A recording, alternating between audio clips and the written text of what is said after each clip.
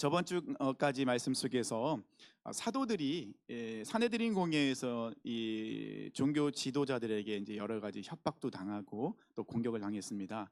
그들이 사내들인 공회에서 그 종교 지도자들한테 공격을 당한, 위협을 당한 이유는 하나가밖에 없어요. 뭐냐면 예수 그리스도를 전하는 그 말 때문에, 예수님을 전하는 그 말 때문에 사도들이 이렇게 공격을 당했거든요. 그래서 이제 그 사내들인 공회 그 종교인들이, 종교 지도자들이 더 이상 아무 말도 하지 마라.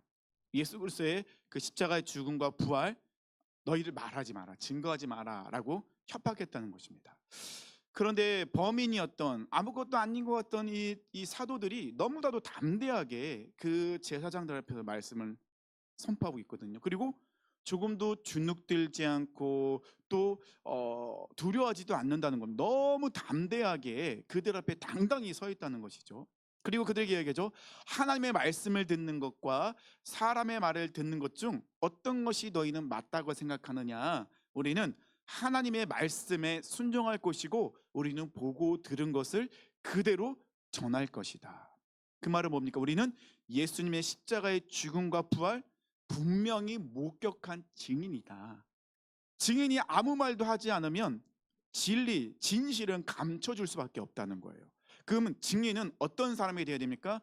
자기가 본 것을, 자기가 알고 있는 진실을 반드시 외치는 사람이 증인이에요. 우리는 예수님의 증인이거든요. 그렇다면 우리는 잠잠하면 안 된다는 거예요.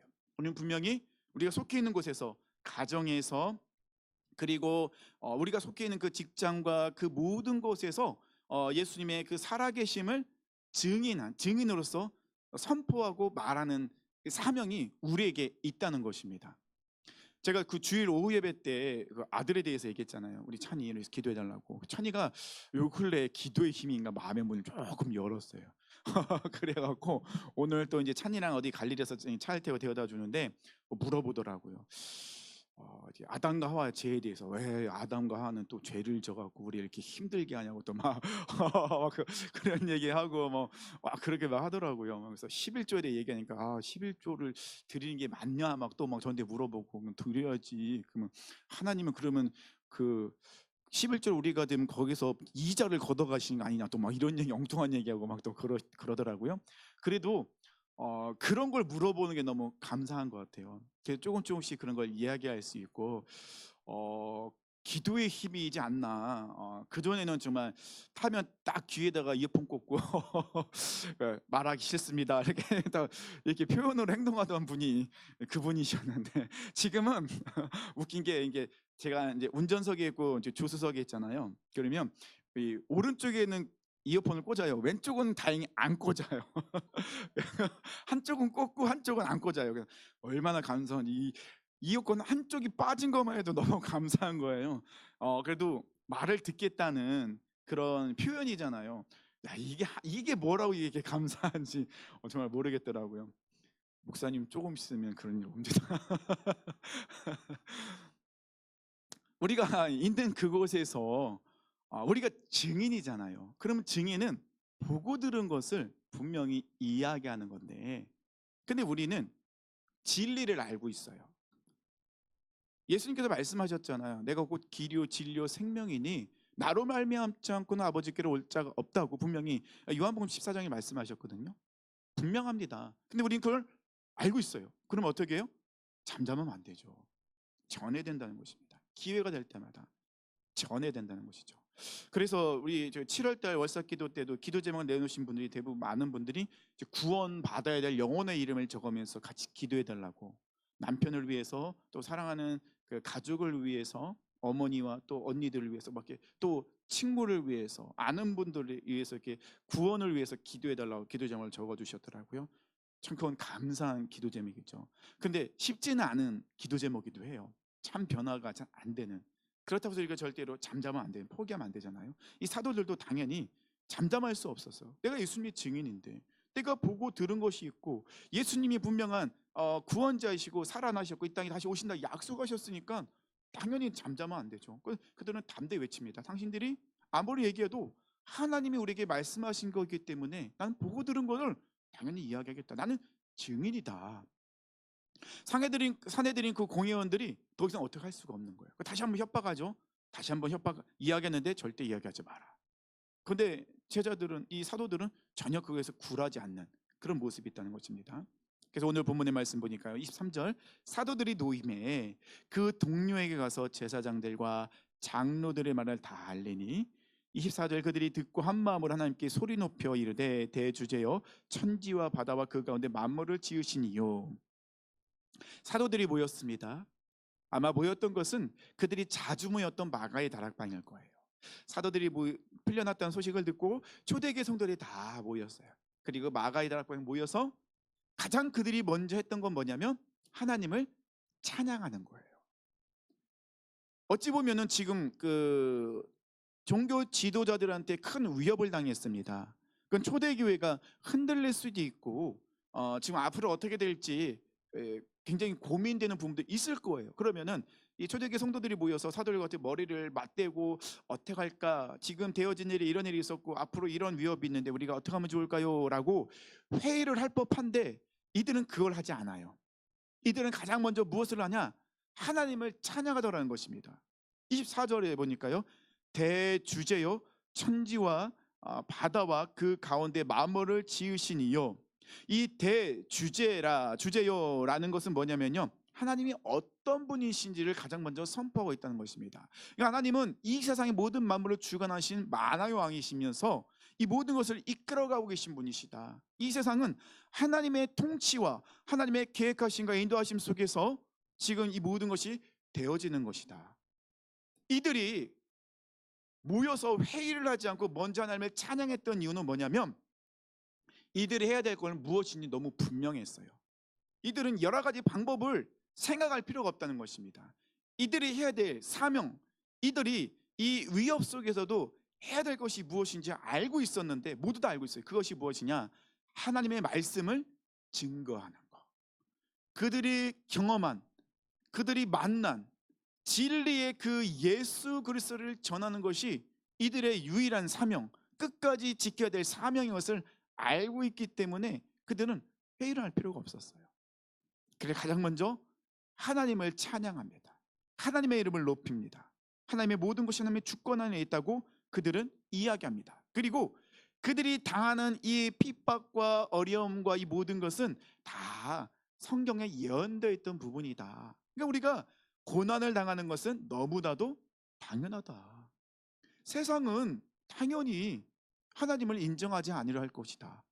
하나님을 모르는 자들은 당연히 모르기 때문에 핍박하는 것이다. 그렇기 때문에 우리는 두려워할 필요 없다라고 하면서 29절과 30절 이야기합니다. 주여 이제도 그들의 위협함을 굽어보시옵고 또 종들로 하여금 담대히 하나님의 말씀을 전하게 하여 주시오며 손을 내밀어 병을 낫게 하시옵고 표적과 기사가 거룩한 종 예수의 이름으로 이루어지게 하옵소서 하더라. 그들은 모여서 기도할 때 하나님, 우리를 핍박하는 저 유대인들, 종교 지도자들의 그 악행을 다 갚아주시옵소서. 우리를 힘들게 하는 억압하는 저 로마의 그 모든 것이 무너지게 하소서라고 기도하지 않았어요. 그들의 기도는요, 그런 1차원적인 기도를 하지 않았다는 것입니다.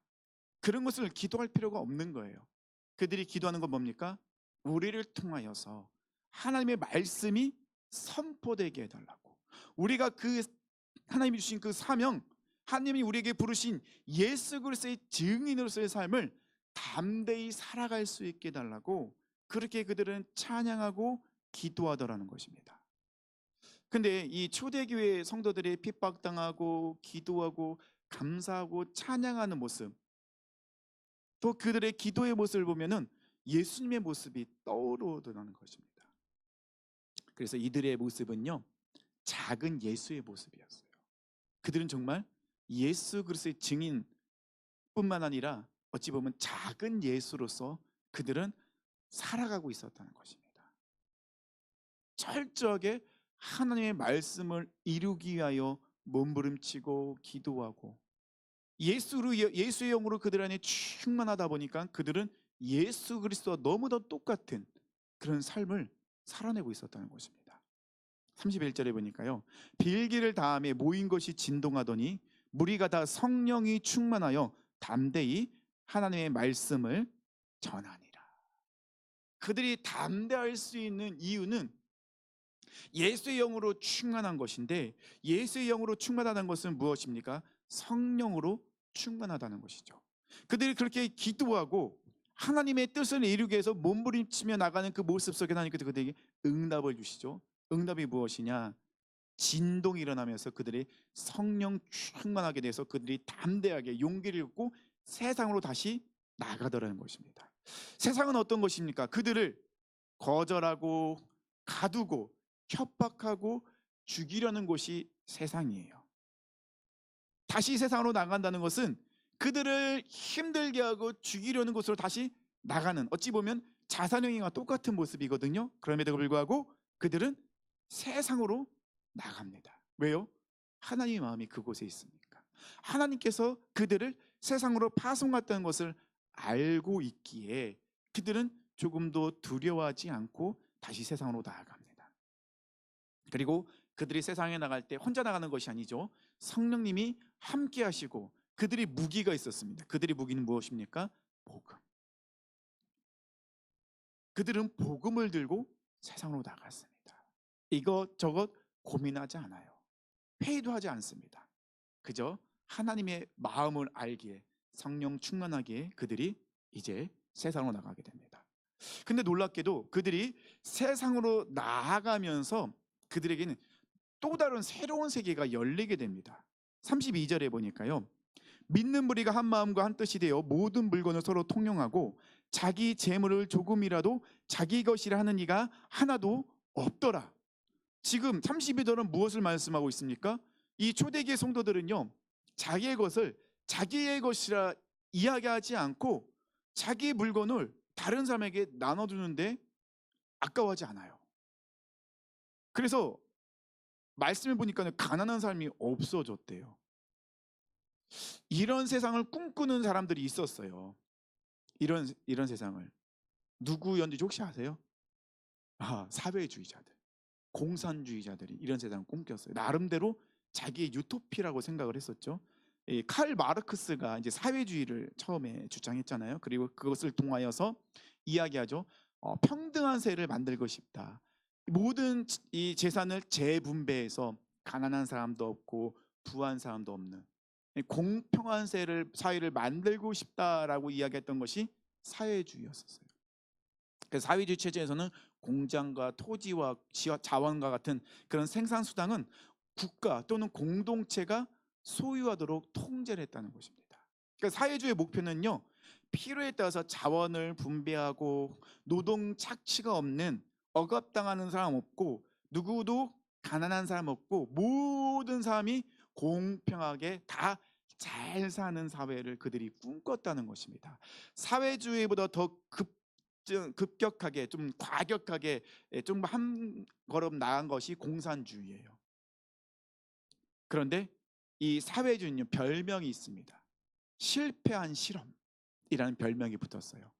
처음에는 사회주의가 이야기했을 때 노동자들이 잘 살고 모든 사람이 공평하다는 그들의 그 모토가 너무 좋았거든요. 그 사람들이 많이 그것에 휩쓸려 갔어요. 그 지금도 나라 중에 사회주의 나라들이 있습니다. 북한은 공산주의지만 사회주의 나라들이 있습니다. 지금도 그 나라들은 나름대로 그렇게 그런 것을 꿈꾸면서 살아가고 있는데, 근데 실패했다는 것입니다. 왜 실패했을까요? 왜 실패했을까 생각해 볼 때 이 32절의 말씀과 사회주의가 비슷해 보이지만은 완전히 다릅니다. 사회주의는요, 사람의 머리에서 사람이 주체가 되어서 이끌어가는 게 사회주의예요. 로마서 3장 23절 말씀 나오죠. 모든 사람이 죄를 범하였음에 하나님의 영광에 이르지 못하더니. 우리 모두는 다 죄인이에요. 우리 모두 다 죄인이기 때문에 부족하고 연약하고 불완전하다는 것입니다. 우리는 절대적인 선과 악을 판단할 수 없어요. 어떤 것이 진정한 공평인지 우리는 나눌 수 없다는 것입니다. 왜요? 우리는 죄인이기 때문에, 우리는 불완전하기 때문에 안 돼요. 사회주의는요, 사람이 주체가 되어서 그 사람이 그 모든 것을 이끌어가기 때문에 성공할 수가 없었다는 것입니다. 그래서 사회주의는 실패한 실험이다라는 그런 별명이 붙었다는 것입니다. 공산주의는 더 심하죠. 그 공산주의를 보면은요, 그들을 외치는 것은요, 그 모든 사람이 다 잘 먹고 잘 사고 계급이 없는 사회라고 이야기하지만, 근데 공산주의도 가만 보면 계급이 나누죠. 근데 더 큰 분명한 선이 그어진 계급이라는 것입니다. 윗계급은 너무나도 잘 살고 밑에 계급들은 너무나도 못 사는, 너무나도 분리가 되는 그런 모습, 그런 모습이 공산주의라는 거죠. 그래서 사회주의나 공산주의는요, 절대로 성공할 수가 없어요. 그 이론은 성공할 수가 없는 이론이라는 것입니다. 왜냐하면 인간이 중심이기 때문에, 죄인된 인간이 중심이기 때문에 절대로 성공할 수가 없다는 것입니다. 그에 반해 오늘 본문에 나와 있는 이 32절 말씀, 믿는 무리가 한 마음과 한 뜻이 되어 모든 물건을 서로 통용하고 자기 재물 조금이라도 자기 것으로 하는 이가 하나도 없더라. 그러면서 뭐라고 말씀하고 있습니까? 그 중에 34절입니다. 그 중에 가난한 사람이 없으니 이는 밭과 집 있는 자를 팔아 그 판 것의 값을 가져다가 사도도 발 앞에 두매 그들이 각 사람의 필요를 따라 나눠줍니다. 가난한 사람이 있으면요, 그것을 보면 재물이 있는 사람이 자기 밭을 팔아서 그걸 가지고 교회에 드리는 거예요. 하나님께 드리는 거죠. 그러면 교회에서는 그것을 가지고 필요한 사람에게 나눠줘요. 그러다 보니까는 가난한 사람이 없다는 것입니다. 사회주의와 오늘 본문에 나온 초대교회의 모습과 결정적인 차이는 무엇입니까? 하나님 중심이라는 거예요. 초대교회는요, 작은 예수들이 모여 있기 때문에 그것이 가능했다는 것입니다. 예수님은 어떤 분이십니까? 예수님은요, 철저하게 하나님 중심의 삶을 살았었어요. 정말로 그 인생 가운데 하나님의 말씀을 삶 속에서 진정으로 삶으로 살아냈던 분이 예수님이셨어요. 예수님은 항상 하나님과 깊은 관계를 유지하기 위해서 아침 일찍 기도하시고 또 저녁 늦게 또 하나님께 기도하셨습니다. 시간이 될 때마다 한적한 곳에 가서 기도하셨습니다. 하나님의 아들이신 예수님조차도 하나님과 관계를 계속 유지하기 위해서 이 땅 가운데, 이 세상에서 어둠의 영들이 다스리고 있는, 아직도 권세를 잡고 있는 이 세상 가운데서 예수님조차도 하나님의 말씀을 살아내기 위해서, 하나님의 뜻을 깨닫기 위해서, 하나님과의 관계가 멀어지지 않기 위해서 예수님조차도 끊임없이 기도하시고 하나님의 말씀을 생각하시고 그 말씀을 늘 살아내셨다는 것이죠.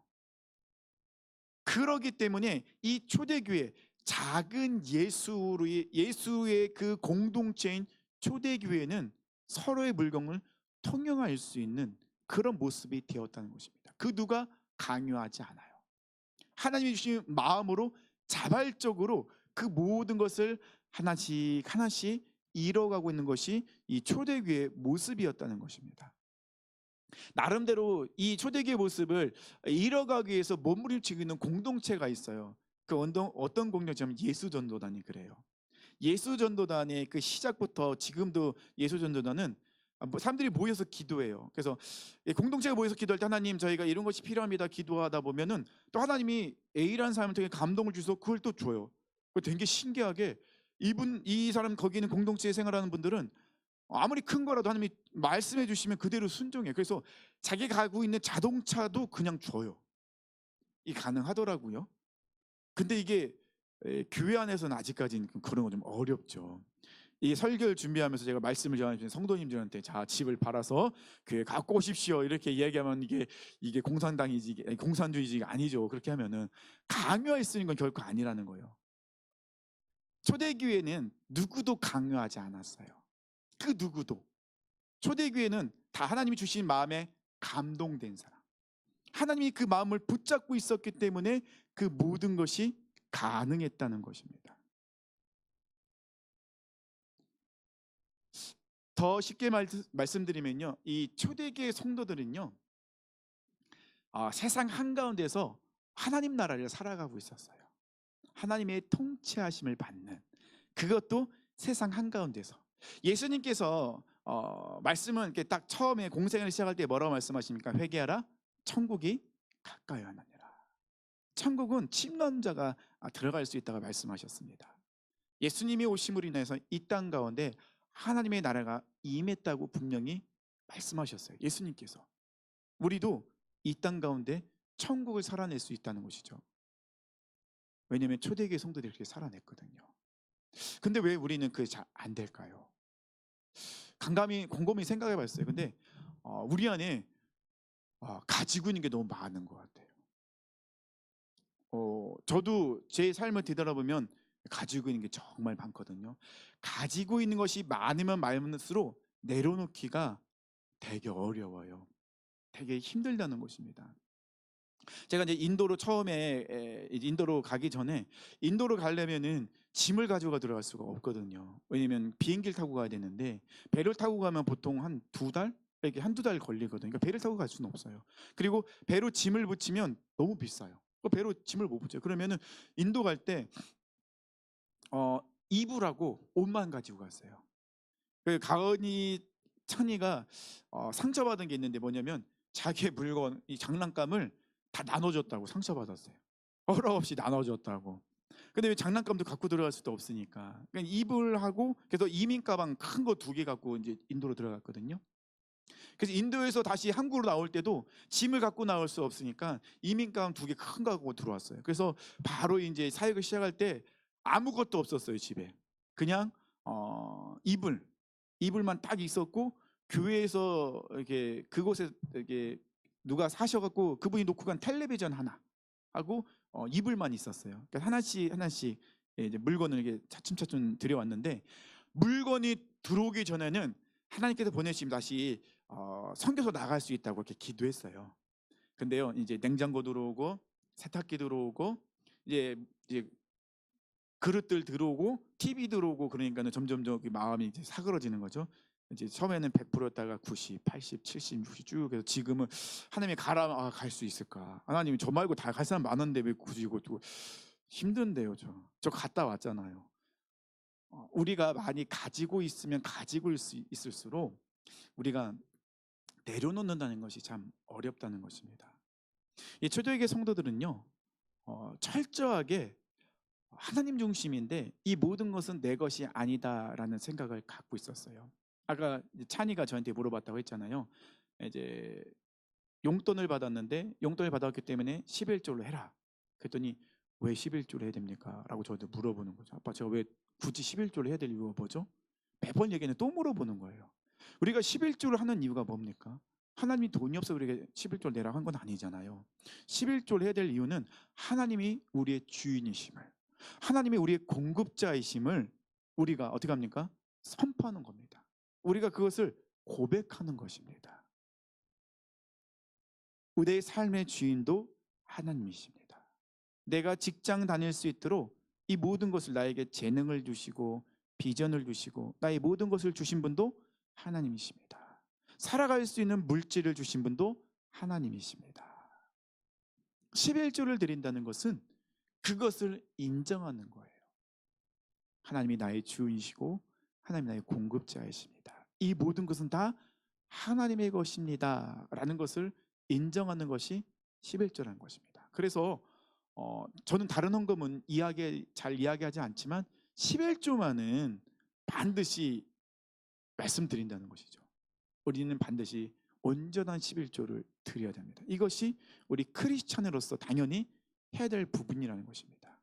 초대교회 성도들은요, 자발적으로 예수의 영으로 충만했기 때문에 이 모든 것은 내 것이 아니기에 주인이신 하나님이 요구하시면 언제든지 그 모든 것을 다 하나님 앞에 내어드렸다는 것입니다. 그들은 서로가 서로의 필요한 것들을 채워줬어요.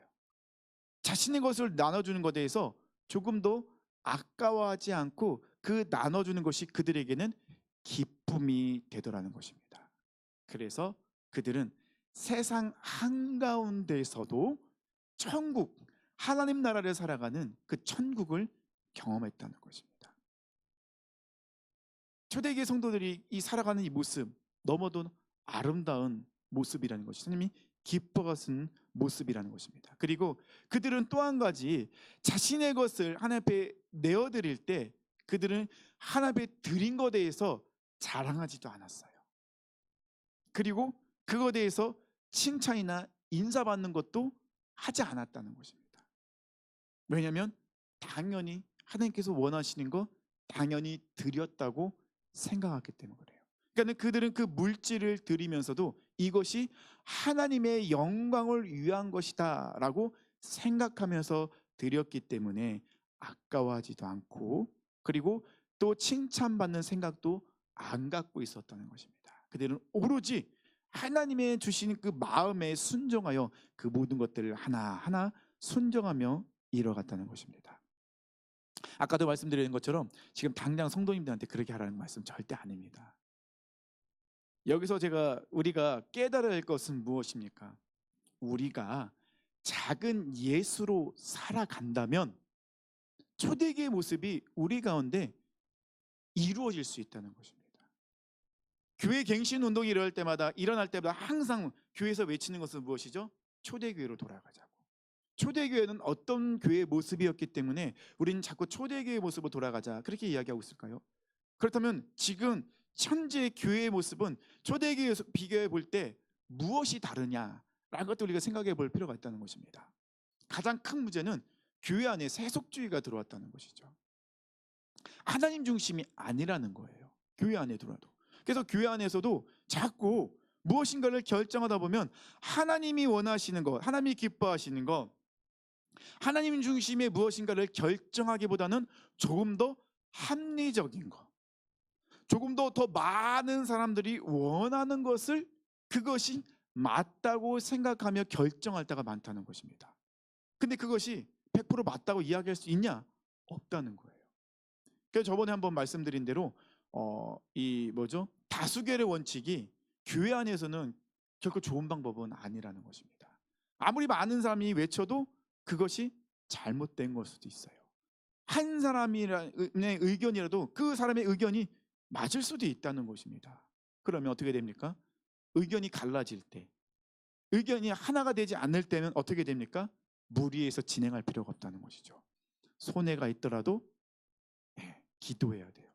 언제까지요? 하나님이 마음을 모을 때까지.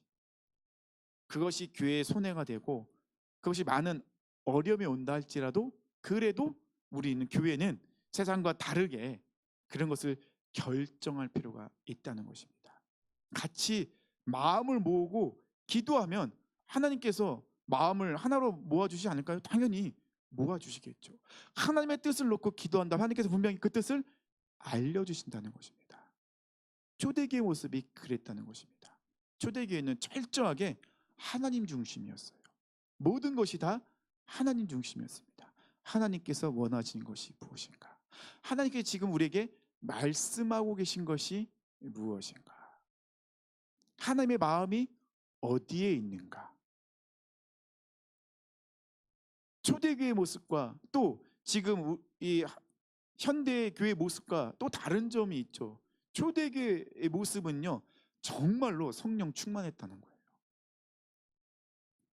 성령 충만했기 때문에 정말 그 모든 사람이 서로 아껴주고 섬겨주고 용납해주고 인정해주고 서로를 권면해주며 나갔다는 것입니다. 그런데 현대 교회의 모습 속에서는 성령 충만하기보다는 조금 더 지식적인 것, 그런 것들이 조금 더 많이 드러내고 있다는 것입니다. 우리가 오늘 본문의 말씀을 통해서 우리 주님과 동행하는 교회가 이 초대교의 모습을 회복해야 돼요. 그럼 초대교의 모습을 회복하기 위해서는 방법은 하나밖에 없어요. 어떤 겁니까? 우리가 예수의 영으로 충만해야 된다는 것이죠. 우리가 작은 예수가 되어야 돼요. 사도 바울은 작은 예수가 되기 위해서 정말 예수의 영으로 그 안에 충만하기 위해서 그는 고백했던 것이 있습니다. 나는 날마다 죽노라. 그는 십자가 앞으로 날마다 나가서 자신이 죽었다고 고백을 해요. 죽을 것이다가 아니라 어떻게 해요? 죽었다입니다. 항상 우리는 십자가 앞에서 내가 죽어야 돼요. 내 생각, 내 계획, 내가 가지고 있는 그런 전통적인 부분들, 생각들, 그런 가치관들, 그 모든 것들을 십자가 앞에 철저히 내려놓을 때, 그때 우리는 예수의 영으로 충만해진다는 것입니다. 예수의 영으로 충만해지면은 우리가 바라보는 그 모습들이 바뀌게 된다는 것입니다. 힘들어하는 사람들의 필요가 무엇인지를 채울 수가 있고, 그를 위해서 어떻게 기도해야 될 줄 알게 된다는 것입니다. 우리 사랑하는 성도님들, 우리는 하나가 되기 위해서 가장 중요한 것은 우리는 예수 그리스도로 충만해야 되고, 예수 그리스도 안에서 우리가 하나가 되어야 된다는 것을 오늘 말씀 속에서 우리가 깨달았으면 좋겠습니다. 근데 이게 단번에 되진 않죠. 단번에 되면 참 좋겠는데, 우리 너무나도 치열하게 이 세상 속에서 이 싸움을 하기 때문에 이게 결코 쉽지가 않다는 것입니다. 그래서 우리는 모이기에 힘써야 되고, 기도하기에 힘써야 되고, 말씀을 더 묵상하고 읽고 나가야 된다는 것입니다. 지금 우리가 말씀 통독을 하고 있는데 점점점 이제 말씀 통독이 올라오는 거 조금씩 줄어들고 있는 것 같아요. 쉽지는 않죠. 에스겔이 참 제일 큰 고비였던 것 같아요. 에스겔 말씀을 읽으면서 가장 어려우셨던 것 같아요. 근데 다니엘은 오늘 또 끝났잖아요. 네, 그러면 이제 다시 이제 내일은 또 다니엘, 그 다음에 하박국이 시작이 되죠. 네네. 아, 호세가 시작되죠. 예, 그렇기 때문에 이제 소선지서가 이제 시작되면은 조금씩 짧으니까 이게 빨리빨리 넘어가서 다시 이제 시작이 될 수 있을 것 같은데, 우리가 서로를 격려했으면 좋겠습니다. 말씀을 읽을 때, 말씀을 통독할 때 힘든 모습이 분명히 있거든요. 그래도 우리는 말씀을 읽어야 되고, 말씀을 읽어야지, 말씀이 우리 안에 들어와야지 그 말씀을 통해서 우리가 다시 우리의 모습을 뒤돌아볼 수 있고 비춰볼 수 있다는 것이죠. 하나님의 말씀은요, 우리 이 삶의 우리 영적인 거울이라는 거예요. 말씀으로 우리의 모습을 비춰볼 수 있는 것입니다. 초대기의 성도들은요, 그래서 하나님의 말씀을 전하기로 그들은 결단을 하고 목숨 걸고 다시 세상으로 나갔다는 것입니다. 왜냐하면 그 말씀이 그들에게 능력이고 힘이 되는 것을 알고 있었고, 그들은 하나님의 말씀 가운데 늘 자신의 모습을 비춰보았기 때문에 작은 예수로서의 삶을 살 수 있었고, 예수의 영으로 충만할 수 있었다는 것입니다. 우리 사랑하는 성도님들, 오늘 말씀 속에서 우리가 깨달아야 될 것은 하나예요. 예수의 영으로 충만하자. 우리가 예수의 영으로 충만하자. 예수의 영으로 충만하기 위해서는 십자가 앞으로 나아가서 십자가 안에서 나의 모든 것들을 다 십자가의 못을 박아야 돼요. 나의 시기와 질투와 나태함과 게으름과 또 하나님 보시기에 기뻐하시지 않는 모습, 내 안에 있는 그런 못 박아야 될 모습들이 참 많거든요. 한 번에 못 박고 끝나면 좋겠는데 우리 안에는 여전히 죄의 쓴뿌리가 남아있다 보니 우리는 날마다 그것을 하나님 앞에 갖고 나가서 십자가 앞으로 갖고 나가서 그것을 십자가에 못 박아야지만이 우리의 영은 예수의 영으로 충만해질 수 있다는 것입니다. 작은 예수가 교회 안에 가득한다는 것은 그 얼마 생각만 해도 좀 행복하고 능력 있는 모습이지 않을까요? 대형 교회라고 해서 이 작은 예수가 가득한 것은 아닙니다. 그건 작은 교회라고 해서 작은 예수들이 없을까요? 그것은 아니죠. 교회 크고 작은의 문제 결코 아니라는 것입니다.